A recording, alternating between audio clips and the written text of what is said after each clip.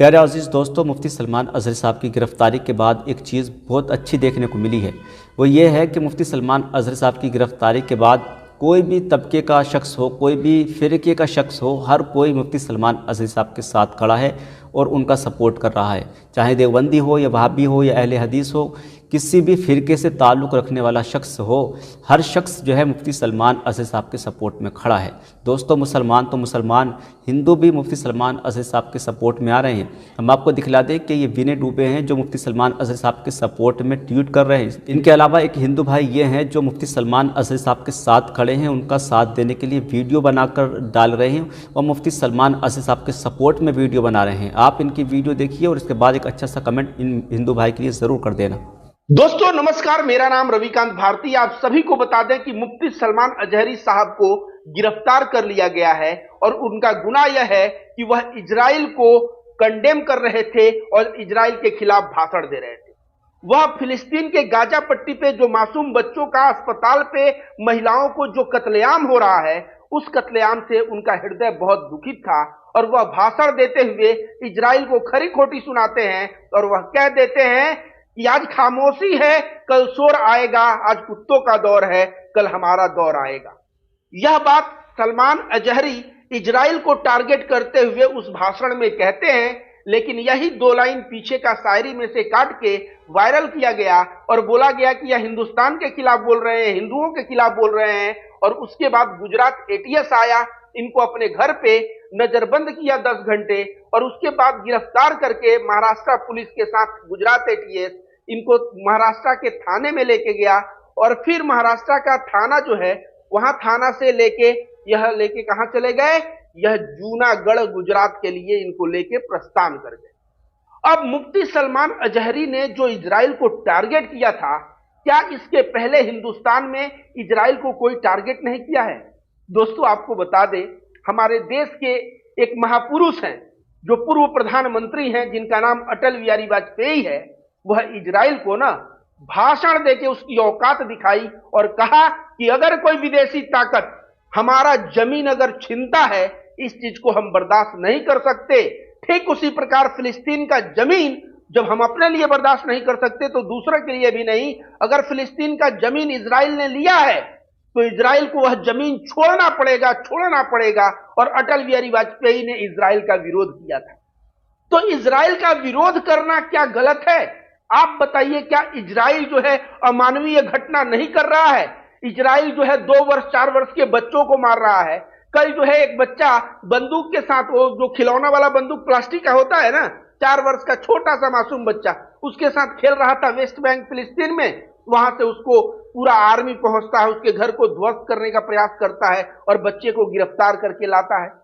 Israel मासूमों पे अत्याचार कर रहा है कि नहीं, महिलाओं पे अत्याचार कर रहा है कि नहीं? अभी तक गाजा पट्टी पे लाखों लाख लोग मारे गए और पूरा विश्व मुख्य दर्शक बन के देख रहा है। यूनाइटेड नेशन, आपको बता दे दोस्तों, यूनाइटेड नेशन के बहुत सारे लोग वहां मदद करने गए थे, उनको मार चुका है। बहुत सारे यूनाइटेड नेशन के कार्यकर्ता मारे गए हैं। ये तो छोड़िए, बहुत सारे पत्रकार मारे गए हैं।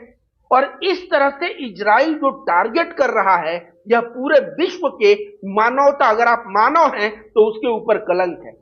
और उसके खिलाफ बोलते हुए मुफ्ती सलमान अजहरी ने इजराइल के लिए, अगर वहां के हुक्मरानों के लिए अगर कुत्ता शब्द का प्रयोग किया तो क्या गलत किया? वहां पे गलत कुछ नहीं किया, क्योंकि समझिए सलमान अजहरी से समस्या क्या है।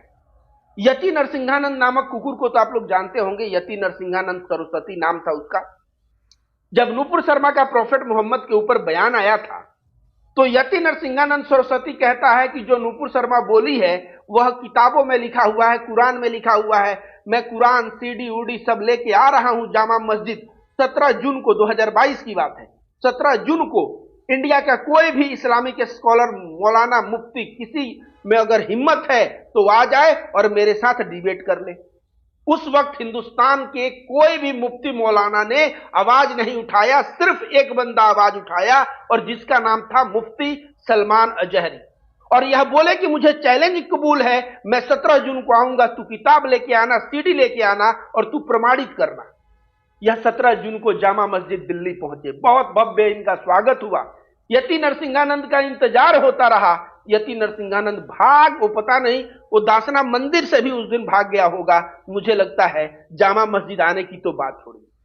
उसके बाद पूरे सोशल मीडिया पे ट्रोल हुआ यति नरसिंहानंद, और सलमान अजहरी की हर एक जगह तारीफ हुई, क्योंकि यति नरसिंहानंद वही शख्स है कि जो आए दिन नरसंहार के लिए भाषण देता फिरता था, मुसलमानों के नरसंहार के लिए, उसको औकात दिखाया। आज यति नरसिंहानंद मार्केट से गायब है।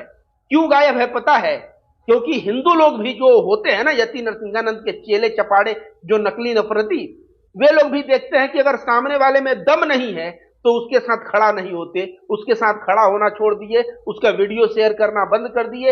यति नरसिंहानंद का आप बताइए, 17 जून 2022 के बाद एक भी वीडियो वायरल होता आपने नहीं देखा होगा।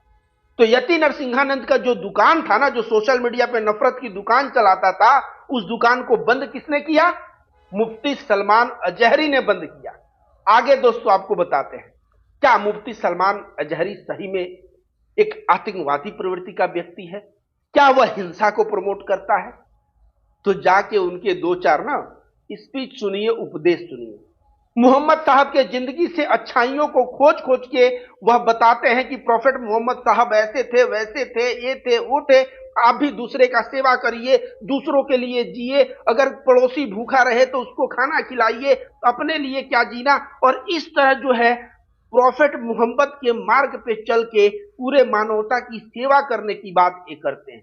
जैसे मुफ्ती सलमान अजहरी साहब को मैं कह दूं, जो सुन रहे हैं लोग, जैसे हिंदू धर्म में कोई साधु सन्यासी होता है ना, अब नकली ढोंगी साधु की बात मैं नहीं कर रहा हूं, जो असली साधु जैसे देवरावा बाबा थे, त्रैलंग स्वामी 280 वर्ष तक जिए थे, वह बनारस में चलते थे तो उनको कहा जाता था साक्षात भगवान शिव हैं।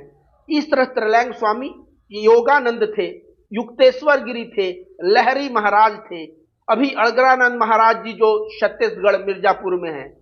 ऐसे बाबा जो हिंदू धर्म में जो असली बाबा है ना, वे लोग भी जहां भी मानवता का हनन होता है, मानवता के ऊपर कोई अत्याचार होता है, उसके ऊपर बोलते हैं कि यह गलत हो रहा है और प्रेम सद्भाव को प्रमोट करते हैं।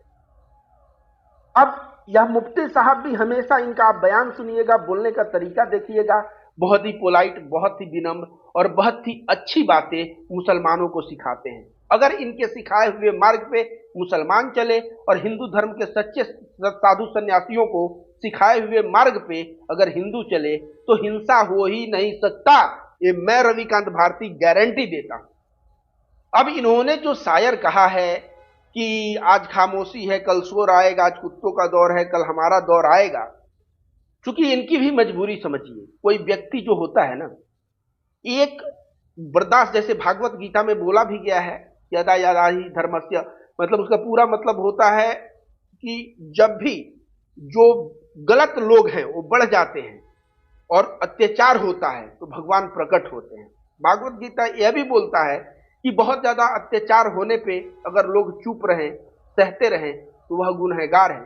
तो ये भी यहाँ पे जो ये बात बोले, ये जो मासूमों के साथ फिलिस्तीन के अत्याचार हो रहा है, उस वक्त यह अपना आपा खो बैठे और इजराइल को टारगेट करते हुए इन्होंने यह बात कहा और इनकी गिरफ्तारी कर ली गई। पीछे का 2 लाइन देख के यह हिंदुस्तान विरोधी है या हिंदुस्तानियों को ऐसा बोल रहे हैं। तो मैं यही कहूंगा कि अगर इतिहास खंगालोगे तो पाओगे कि अटल बिहारी वाजपेयी भी, उन्होंने भी इजराइल को कहा था कि इजराइल की हिम्मत नहीं है तो फिलिस्तीन की जमीन को रखे, उसको छोड़ना होगा, और वो भी ललकार के बोला था। तो इजराइल अगर गलत कर रहा है तो गलत को विरोध करो, और विरोध करने पे अगर उसमें का पूरा परिप्रेक्ष्य छोड़ के 2 लाइन लेके और उस पर गिरफ्तारी होती है तो यह बहुत ही बुरी बात है।